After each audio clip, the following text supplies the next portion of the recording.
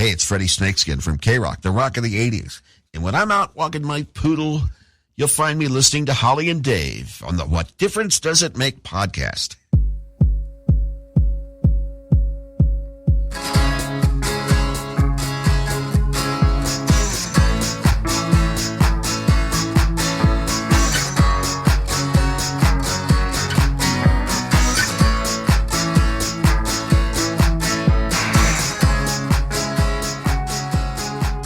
Hello, podcast listeners. This is Dave from What Difference Does It Make?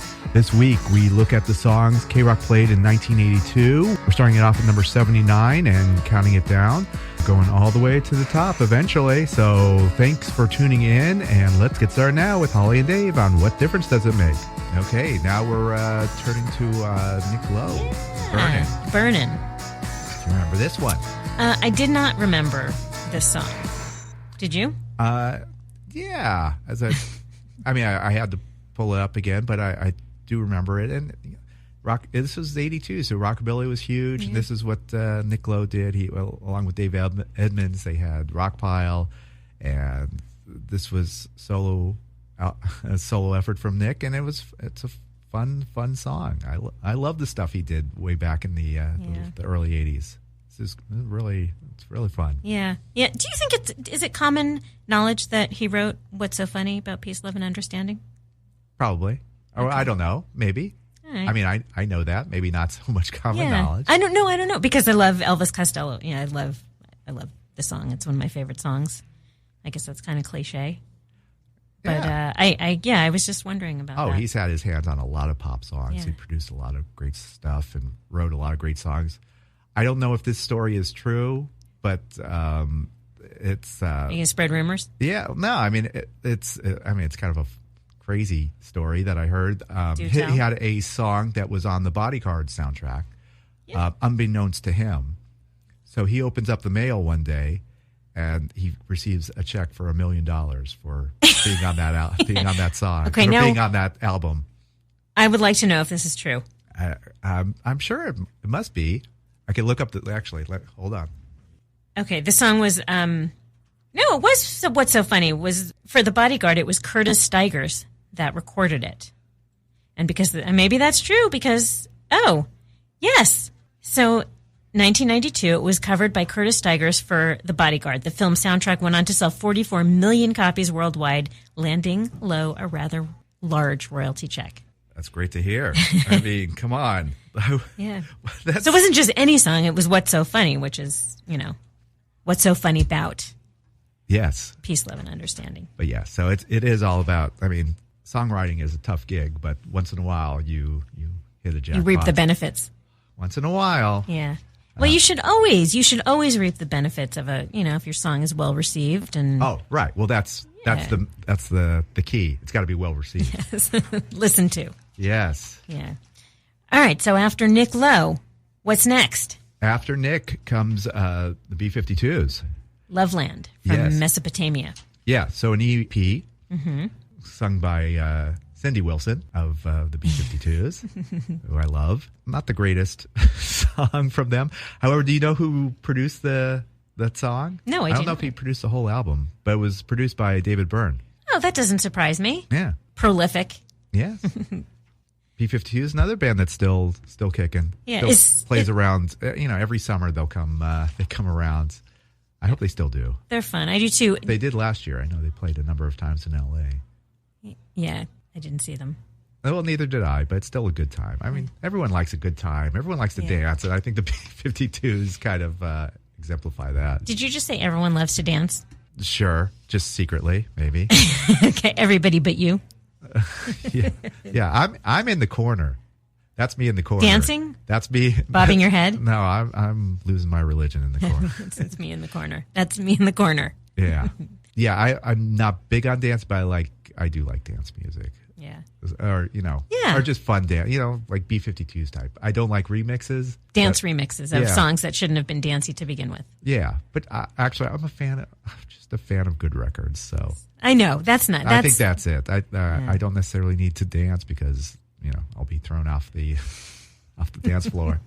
I don't think that's true. Oh, I think you yes, think it. No, which is why I don't think so. I never went to phases because, who's that guy? Get him off there. Yeah. No, see, you think this, but that's not how it is. People just, live and let live. Still uptight. All right. So, moving on to number 77. Yeah. Another King Crimson. Yep. Okay, so I listened to this song, and it reminded me of, I think your RE would like this song. It reminded me of Missing Persons. Really? Yeah. This particular song, because King Crimson in general is not I would never say that about King Crimson. No, I mean, prog rock band. I think your RE would love King Crimson. Okay. Well, he's the prog rock dude. So the name of the song, we didn't say it, is do you pronounce it Thela Hun Ginjit? That sounds great. Let's call it that. Thank you. All right. Do you know anything about the name? Please enlighten me. It's an anagram of Heat in the Jungle, which is a reference to Crime in the City, in case you didn't know that. Wow. Oh, yeah, very Missing Persons-y. Definitely. Okay. There's one for my RE. Yeah. So anyway, that's King Crimson is great, and I'm going to invite your RE to see King Crimson. I think he might enjoy it. I think that's a great idea. Yeah. So King Crimson's still touring, still playing. Yeah. Go see him. So okay. So I'm curious. So you saw them. I know you saw them last year, which you've said a few times. I mean, with Robert Fripp and Adrian Belew, did they? I don't know if Adrian Belew is still in it. I know Robert Fripp is still part of it.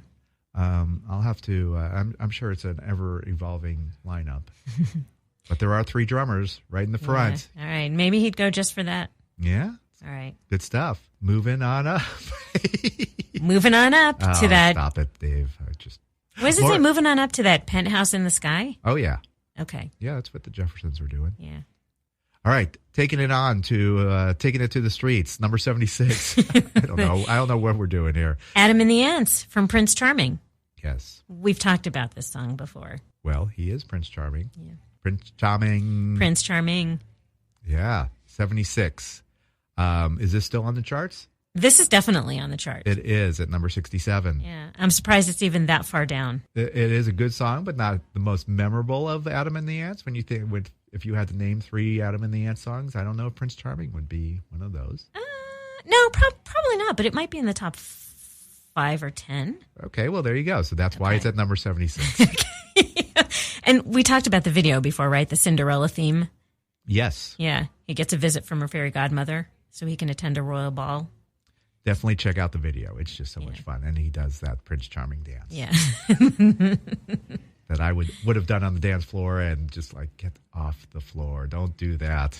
Right. Well, I don't know. Right. I don't think so. I don't think you ever would have been kicked off the dance floor. All right. Well, Okay. I would have been parking on the dance floor. I've heard there's no parking on the dance floor. I know. I would have been parking on the dance floor. Number 75, Devo, Big Mess. DEVO. Mm-hmm. Another one that Bites the dust. Yeah, I think so. Big Mess. I like the song, but of course this is not on the updated list. I wouldn't have guessed it was. Yeah, this is not something that kind of stuck around, but Devo is always worth checking out. Yeah. Oh no. Our favorite from Akron, next to Chrissy. Yeah. Yeah, it's a good place. Who else is from there? Oh, the Black Keys. They are. Yeah, they are. Okay, they're right up there with Chrissy and Devo. Totally. I might even put them ahead of Devo. Well, you shouldn't, but that would be a mistake. Okay, yes. Okay, no, I won't. All right. Excellent. So back to hometown favorites. Yes. The Go-Go's. Speeding. Yeah, which is a great song. So good. It was a B-side, actually. Of what? Which I just put, and I didn't put the actual song, as I will look it up. Dave, you were ill-prepared. So that was the B-side to Get Up and Go. Oh, really? Yes. I don't know. Did the Get Up and Go was lower on the list, if I remember? Didn't we talk about this? No way. As I'm looking at, let's see. Oh, yeah. Get Up and Go, number 96. And the B-side. Oh, okay. I think it's a better song. Get Up and Go or Speeding? I think Speeding is a great song. Speeding was in Fast Times at Ridgemont High. Maybe that's why I remember it. Yes, it probably is. Oh, I don't think I remember. I can't recall it. Maybe it's subliminal. Okay. Doesn't matter what it is, what song from the Go-Go's. It's the Go-Go's. Yeah. They always count. So that makes sense why they would play that. Yeah. I mean, it's on Fast Times at Ridgemont High and LA Band.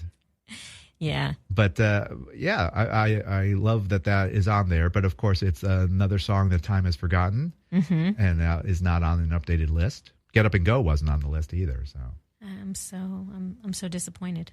yeah, well, Yeah. there you go. We're got to support our local bands, Our local gals. Yeah. Then of course we got Sparks. Yeah. From another movie from '82. So the song is "Angst in My Pants." What was the movie? Movie What's was it from? Valley Girl. Oh, of course. That one in Monster of Love. Both of those songs ended up on Valley Girl. Monster of Love. That's been getting a lot of chatter from us. Well, we love the Sparks. Yeah. Not the Sparks. Sparks. I like adding the in front of it. You can't do that. Like we love the Rush. No. We love the REM. No. Yes, we do. No. Yes, we throw the in front of everything. No, no longer. We love the Adam and the Ants. Adam and the Ants. We love the Thompson Twins. We love the Elvis Costello. Okay. The next band you actually do put a "the" in front of.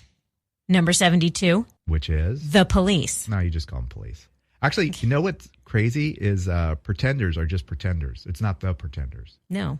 Because when you say The Pretender, you think of Foo Fighters. Oh, okay. What? Really? The Pretender in the song The Pretender. Oh, okay. I did not think of that. Which as long as we're on the. The. Yeah, the. Yes. Steve, I can't remember where I saw it was some movie where Steve Martin was talking about the formation of the band Eagles. And so Glenn Frey went up to Steve Martin and said, "Hey, I'm forming a new band. It's called Eagles." "Oh, the Eagles is a great name." "No, not the Eagles. Eagles." No, the Eagle. No, oh, really? Okay. So just Eagles? Yeah, not the Eagles. Eagles. So, and that's how it's always been. It's never been the Eagles. Is that true? According to Steve Martin, that's true. And I think so. It's always Eagles. Never say the Eagles. Never say the Pretenders. It's always just Pretenders. Always just Eagles. I never knew that. Yeah, well. That's a good story. Yeah, well, Thanks, Steve Martin. Thanks, Steve Martin. Okay, so, but there's definitely a "the" in Police. The Police. Yes. What's the song? The song is "Spirits in the Material World" from Ghost in the Machine, which, putting my own commentary on it, is my least favorite Police album. Oh, really? Yes. I thought it was completely different than the previous records, and that's why I think I like it.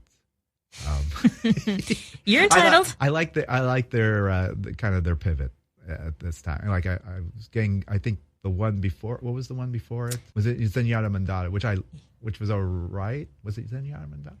Yeah, so we've got Landis Del Moore, and there was Regatta de Blanc. Regatta de Blanc, yes. Which I have no idea what any of these things mean, but I have no idea why I remember even vaguely the name of these records. But that third album, I was not a big fan of. The third album was Zenyatta Mandata. The first was Outlandos d'Amour. That was 78. Then Regatta de Blanc. Then Zenyatta Mandata. Okay. So that was my least favorite. That was the third one was my least favorite. And then when they did Ghost in the Machine, like, oh, I like this. I'm back on board. Yeah. Yeah. No, I agree with you about Zenyatta Mandata. Really, the first two were my favorite. Oh, they're brilliant. But they had to make a change. And I don't know.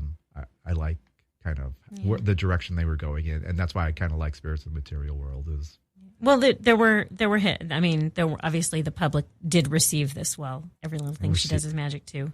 Yeah, that's a good one. There's some good jams on there. Okay, I respect your thoughts on this. Stop it. But I came back with Synchronicity. That was a great one. Oh, yes, and then that's it. Yeah, no. And that was The Police. The Police. The Police. Yeah.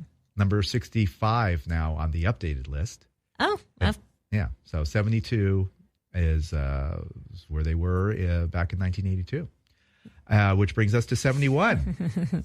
Joan Jett. And the song. I love rock and roll. That'll be all you hear. That'll be how you hear it from me. Okay. Please edit that out. Not a problem. I love rock and roll. Still true. Yeah, it's true. No truer statement has been said. Although, the song's kind of stalking this poor boy. Joan Jett sees what's it? Like she sees someone by the record machine. He's about 17. She's putting the moves on him. Joan. Well, yeah, it's kind of funny and kind of. I mean, I'm sure the 17-year-old was into it. That's what I'm assuming. In this scenario, I hung out by the record machine. I never had Joan Jett come up to me. Oh, you had our Valley version of Joan Jett, I'm sure. I'm sure. Yeah. Maybe. What was this? Was it number one song? It was Are you looking it up? Oh, but I'm finding some good information. Number 3. Reach number 3. 1982. Yeah. She first performed it with the Runaways, which in 1976. Oh, interesting. Yeah. But it was the Arrows. That's funny. I didn't know it was the Arrows, the name of the original. I knew it was a cover, but I didn't know the Arrows. Yeah. Yeah, same with Crimson and Clover. That was that was a cover song. But she made it her own. Yeah, she did. Both of those songs. And she's still spectacular. Okay, did you know that she first recorded the song in 1979 with Steve Jones and Paul Cook from the Sex Pistols? Oh, I would have loved to hear that. Yeah. I would love to hear that. That's a good match. Yeah, I think so too. It was a B-side in 1979 to You Don't Own Me. I'll have to look that up. Yes. I love that. Yeah. All right, so we're wrapping it up. We are wrapping it up. Thanks for listening to What Difference Does It Make? Thank you so much. Remember to follow us on Twitter and Facebook and Instagram. Comments, concerns, questions, anything you have, we'd love to hear from you. So until next week, this is Dave. This is Holly. Check you later. Over and out.